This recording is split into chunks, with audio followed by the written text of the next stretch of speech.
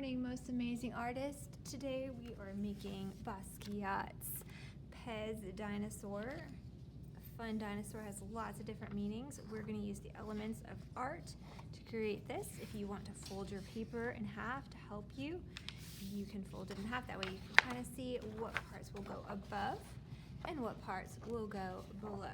The tail obviously will go below and the head above.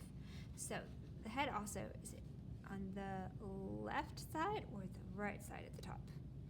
Mostly the left side, so if you wanted to fold your page another way, you could do that too. So I might even do that one more time just to kind of help me know where to place things.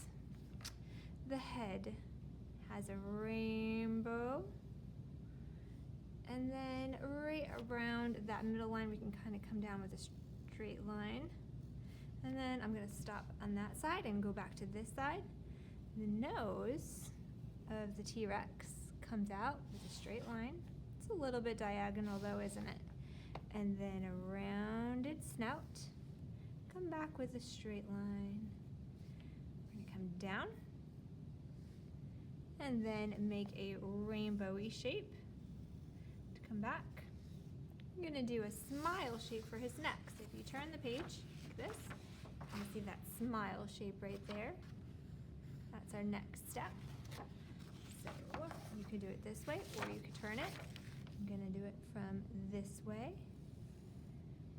And I'm going to leave some room for his hands. Both of the hands on this one I did above this line, but it doesn't really matter if it goes a little bit higher, a little bit lower. You can make it how you want. So the arms are rectangles. One line, another parallel line. I made them a little bit thinner, but you can make them thicker. The hands remind me of Keith Haring's style, kind of like a U that has one long side that makes his arms, his hands, look so U-shaped. The other arm, we're going to do the same kind of thing. We're going to come down. This looks more like a trapezoid though than parallel lines. So it's further away at the top and then closer together at the bottom. You could do this little U ones going up, kind of like a dancing arms. The belly has a rainbow shape if you turn it towards this side, so that's our next step. See how it looks on his. The whole body kind of looks like a rainbow shape right here, so kind of can just continue with that. If you wanted to make it more rainbowy here, you could.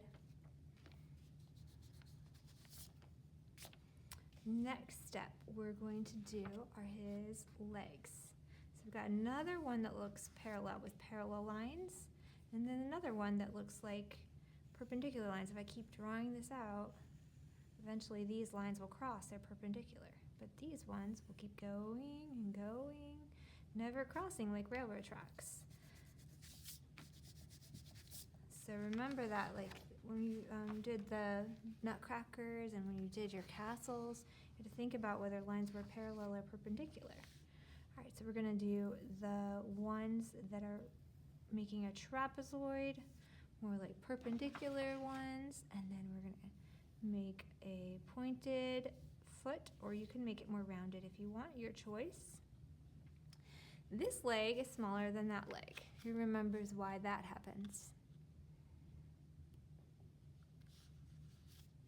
Now we're going to do a little bit of the bottom, then we're going to do the leg that's closer, and because it's closer, that's why it looks bigger. These are parallel lines, and they're thicker because they're close. I'm going to go down a little bit more than this foot because, once again, when things are closer, they also go down and up a little bit more. You know that from your castles. We're going to give him 1, 2, 3 triangles. Now the next part, we kind of have to match it up rightly for the tail to work out.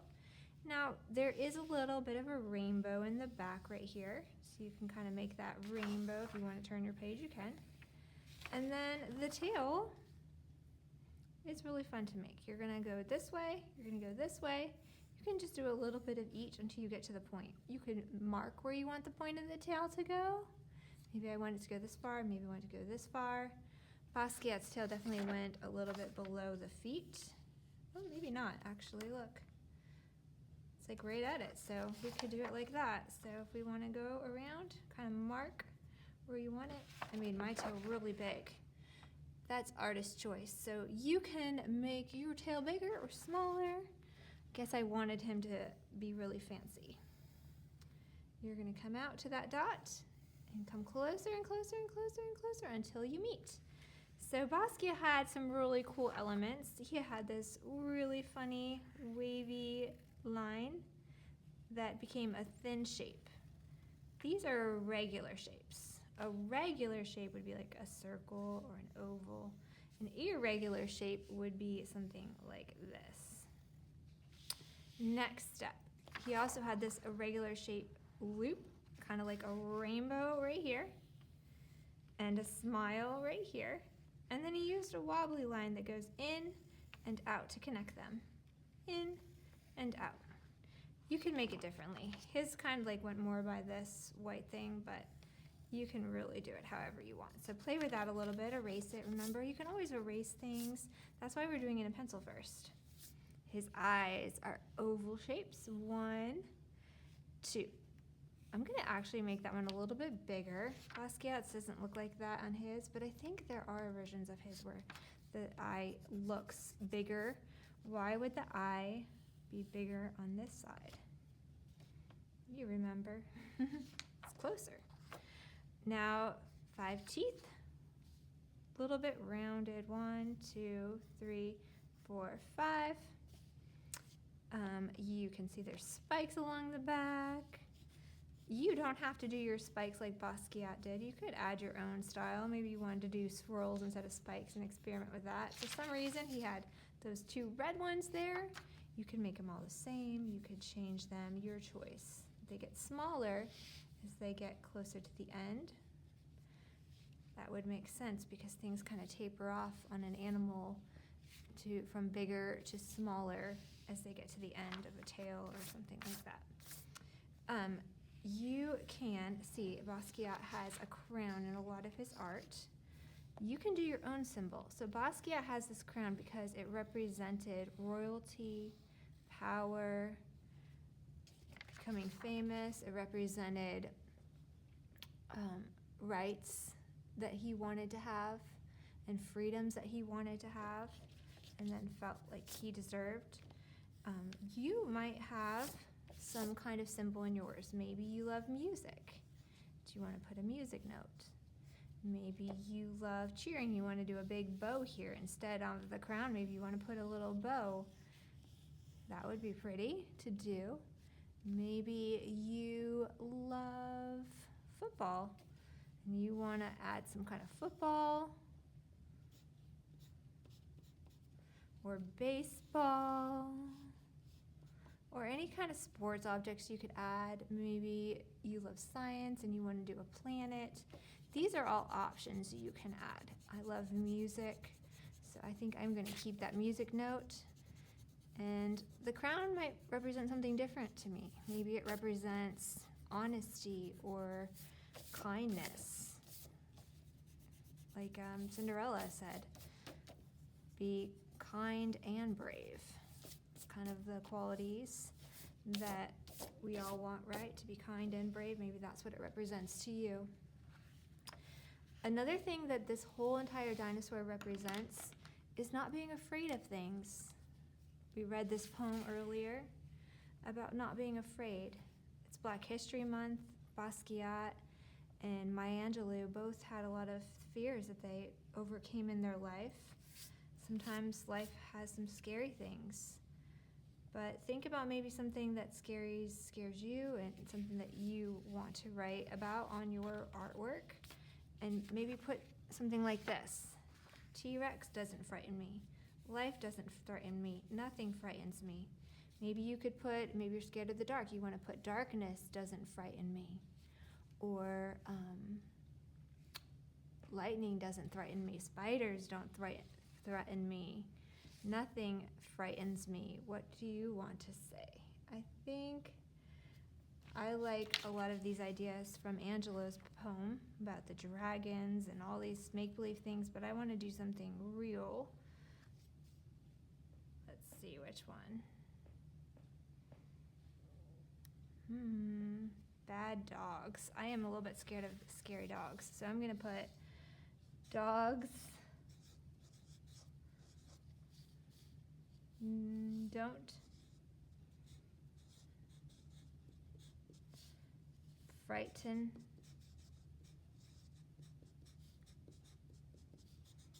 me. Basquiat did a lot of capitals, so when you put your name on your paper, you might want to sign in capitals like Basquiat did. You can even put your class code in capital looking bold letters, even though letters don't really have capitals. How would I do that? Like a big 5, or if you're 4-5, a big 4-5. You can even put the date. You can add a lot more like I did in this example. The next step is to trace. So we're going to trace the whole dinosaur in black after we have it how we want it. When you get done with this step, you'll be able to start coloring. You can see in the coloring pan, I have warm colors on this side, red, orange, and yellow, and I have the cool colors on this side, blues, greens, purples. You're going to get to choose color choices. One table has cool colors, one has warm, and one has the primary colors. Who remembers what the 3 primary colors are? Basquiat used them in his art. Blue, yellow, and red. You could do it like Basquiat did. The only thing we're not doing like Basquiat is we're not going to use black. Black is such a harsh color, and we could use it, but it would have to dry completely before we painted the other colors over it, or it would all blend just to make black. Your other colors wouldn't show up if it doesn't dry first. We don't have time to dry it, so we're going to skip out on the black. But this is a fun time for you to get to be creative and add your own colors. This one, I had a little bit of warm and cool colors. I used marker. If you would rather get marker for this project, you may get it at any time after you finish your Sharpie. There were 2 ovals actually that he did. The white one on the outside, he left white. So you could do that, and 2 little ovals for the nostrils if you miss those. They stay white. All right, so I don't know. I think I'm going to go with the primary colors to be like Basquiat. So that would be blues, and I love blue. So remember, you dip your brush, wipe it, and then you can paint around the colors.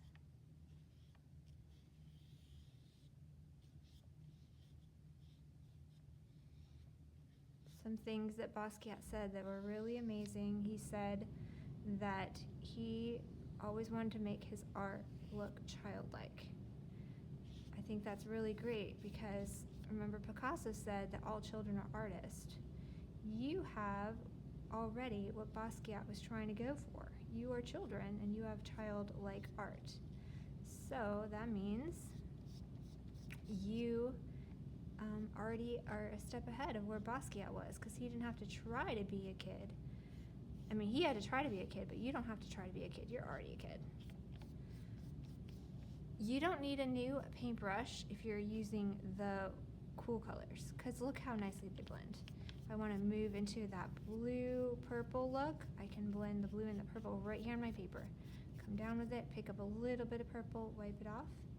It blends nicely. It's not going to over mix if I'm just using the cool colors. I'm going to paint the whole dinosaur. If you finish the painting before your friends, you have a couple of choices. You may write things like poetry or words, kind of like Basquiat did around your artwork. If you look at this art from Basquiat, he had a lot of writing in his art. Kind of looks like scribbling too, but it was really purposeful and intentioning with intentions. He had good intentions about what he wanted to communicate with his art what he wanted to say with pictures, but also what he wanted to say with words. I love this purple and blue combo that we're doing. Another thing you can do if you want to leave these white like he did, you could leave the parts white like Basquiat did. He left the little white claws, these lines are white, the teeth and the nostrils, or you can color them in. So I'm gonna leave a little bit around here to color that. He used red, I might use green for that since I was gonna do the primary colors, but I switched to the cool colors. I guess that purple and blue caught my eye. So now if I was at the table with just the cool colors, I would not have anything but blue and purple and green. So that's what I'm gonna stick with since that's what you have. Blend it a little bit. It doesn't have to be everywhere.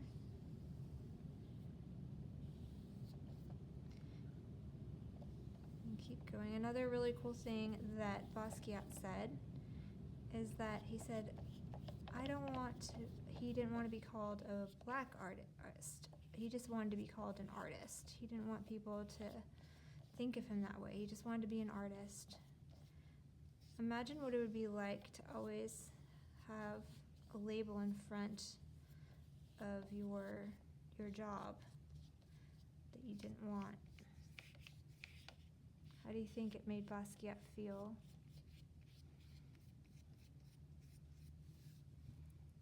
Keep going with the purple.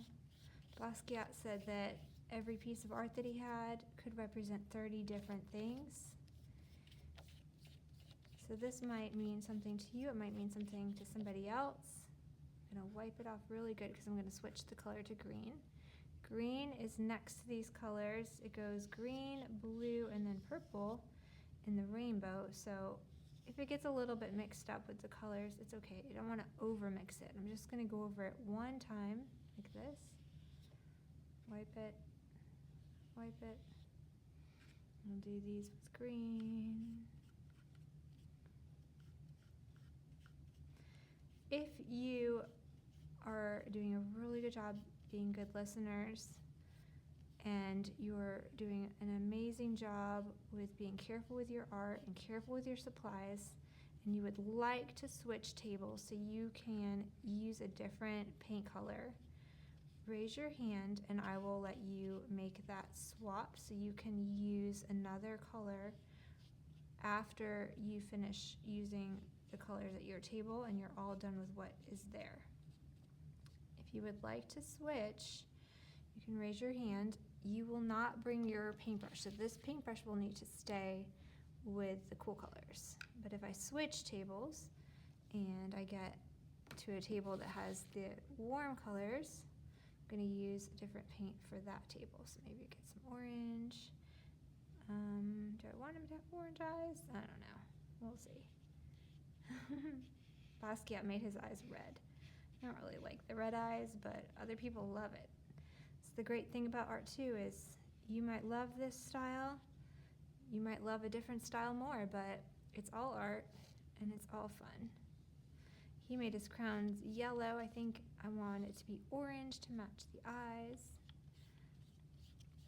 Now remember I said in the beginning how the crown to me might represent to be kind and brave.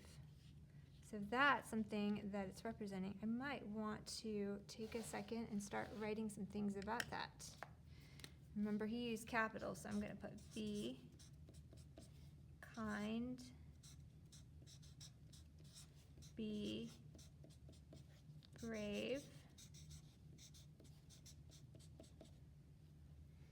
You can put anything you want. You could try to copy his style of writing. He scribbled out a lot.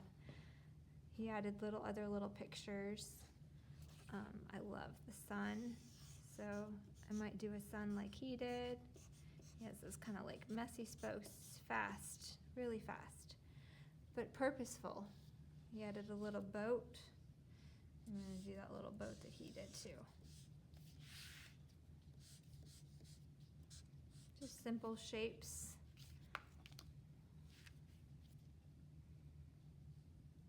Maybe you want to do the life doesn't frighten me. This is a good time to remember how to spell doesn't. D-O-E-S-N apostrophe T. Frighten, that's a hard word too, because it has the silent G-H. Life doesn't frighten me. It. I, capital I right here is also, is it a long or a short sound? Long because of the G-H-T. It's a rule breaker.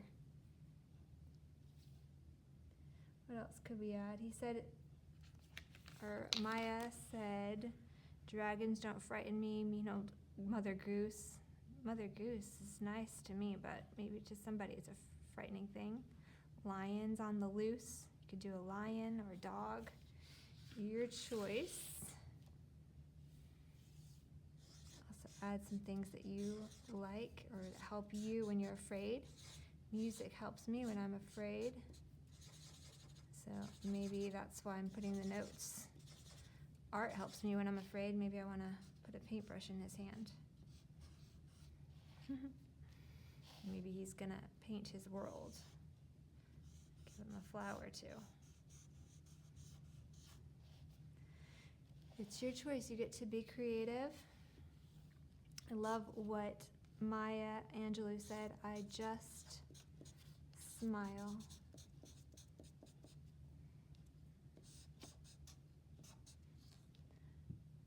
He added some of these arrows. I think those are kind of cool.